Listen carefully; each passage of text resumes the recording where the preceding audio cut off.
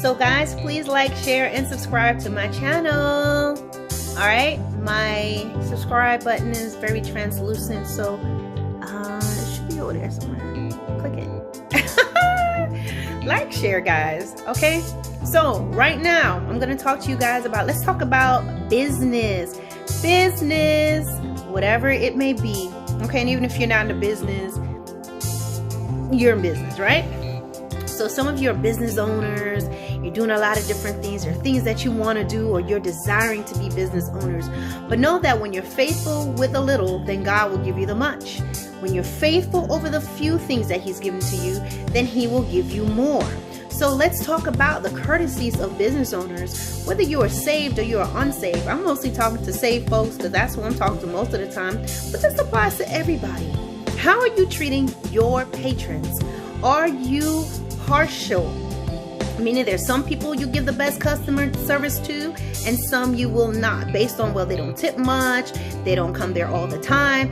But regardless of what it is, how are you treating people in your establishment? That truly matters. Some of you have this goal that, okay, I want to retire at this time, or I want to make this much money by this time. But do you know that a lot of times that you have already had the potential to make that money, but because of the way that you treated customers and the way that you treated certain people, you actually inevitably poke yourself in the eye, so to speak, and lose your money. Everybody that comes into your establishment that you chose to treat badly, someone that came into business with you, you chose to do them wrong, you choose to do them dirty, and you are not professional, you lose that money. You're losing money. Let's say you own a barbershop. It's about $25 for your average haircut. You know, $25 could be more, $30 depending on what you're getting done.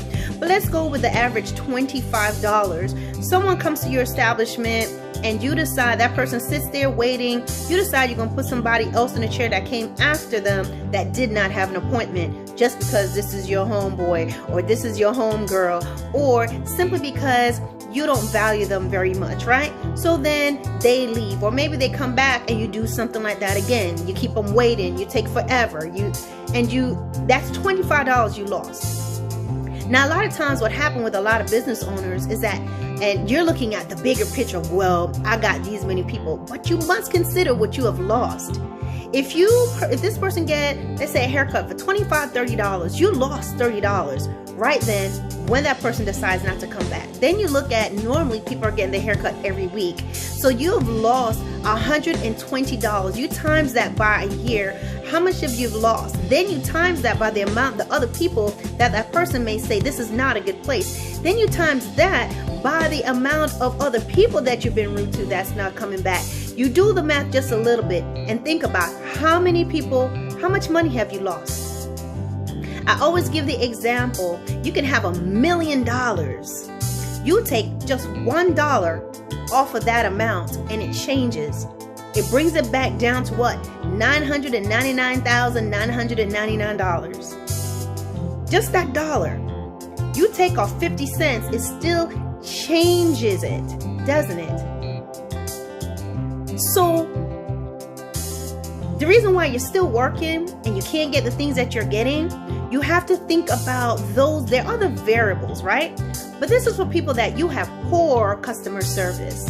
A lot of times the reason why you're still working and you can't reach that goal is because you got to do the math and all the people that you've been rude to and how much money you have lost in that. To you, it's nothing, but to them, they profit even more because there's someone else that can do your job. Maybe, yes, you're the best, you're whatever, but you're not the only person that can do that. In the meantime, you have lost money. So that's why you're not retiring and you're doing all these different things, because every time you lose, every time you misuse people, and you are rude to your customers and they don't come back and you don't care because your books are full, inevitably you make yourself poorer.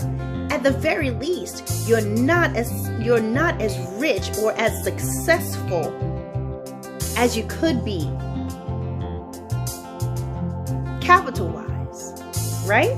Now, this is not about money. It's not all about money, but I'm just telling you, when you're in business, You're still working. You're working harder. You're going to have to work longer to reach that goal.